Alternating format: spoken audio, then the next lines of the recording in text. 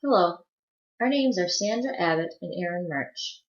We both teach grade 4 at Stephenville Elementary School in Stephenville, Newfoundland.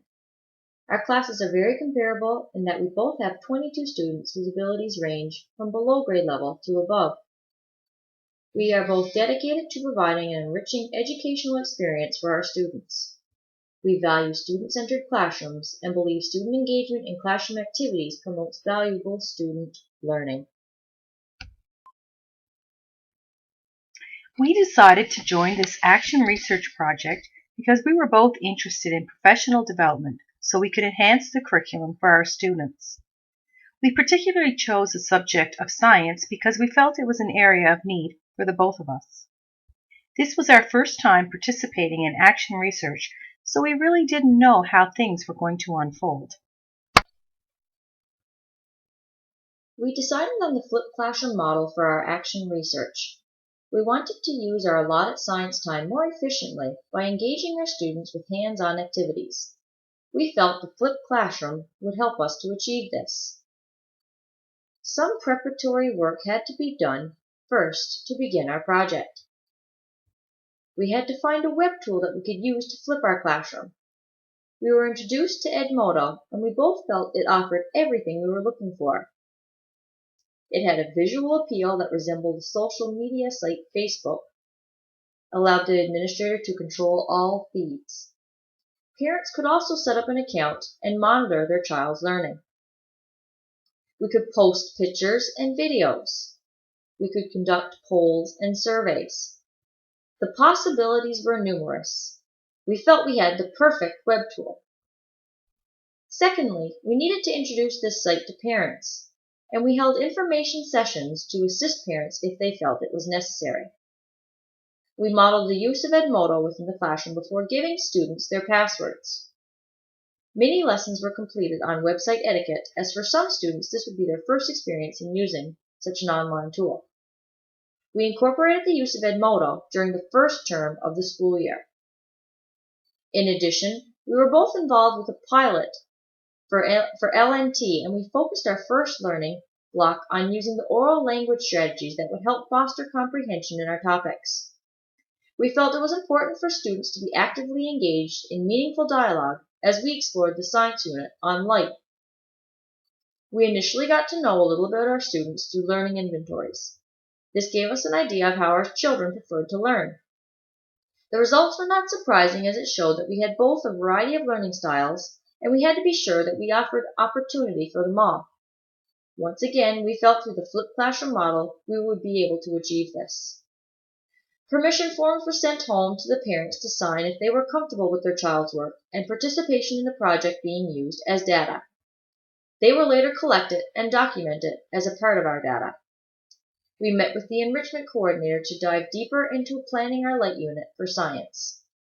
Miss Christine Elliott, with her science background, was an asset to us, as she shared valuable resources and student activities for the subject matter we would be teaching. She introduced us to the software we would use to incorporate our technology piece in the unit. We used Screencast-O-Matic to record the audio files to accompany the video images to teach an outcome in the unit. Prior to this, we had read professional articles pertaining to the flipped classroom model.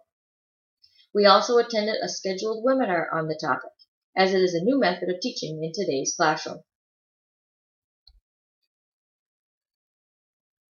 Our action research question was, how will a flipped classroom model enhance student understanding in the grade 4 science unit? Not a great amount of research has been done in this area, but with the help of MUN's support, we were able to find a number of quality articles. In looking through the information, it was easy to see that not everyone approached a flipped classroom model in the same way. We decided to follow the learning cycle model as the basis of how we would plan for our science unit on light. We did not always incorporate videos to only introduce topics.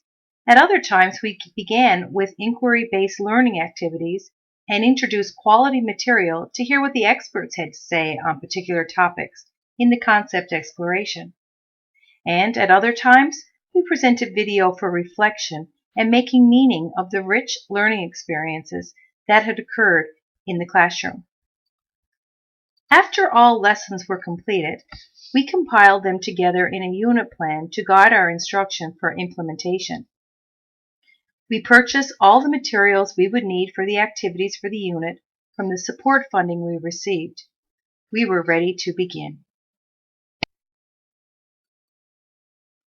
As we worked through the unit of study within the flipped classroom learning model, we collected data that included student work samples, pictures, video, and audio files of student activity, student polls and blogs, pre- and post surveys, and our own weekly reflections.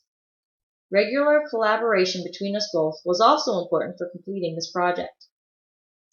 As we looked through our data, we saw a greater number of students who were engaged in their learning regardless of ability or learning style. They were able to help one another by working in small groups, offering explanations, and reaffirming their own learning. Our survey data indicated that prior to our science unit, 84% were motivated to learn science, and our post-survey indicated that 96% of students were motivated. Prior to our science unit, 80% of students felt they worked in small groups during science, and our post-survey indicated that 93% said that they worked in small groups. Prior to our science unit, 85% of students felt that their teacher worked with smaller groups during science class, and our post-survey results indicated that 90% of students felt that the teacher worked with them during small groups. Prior to our science unit, 83% of students felt they participated in science. Our post-survey indicated growth, with 89% of students feeling they participated.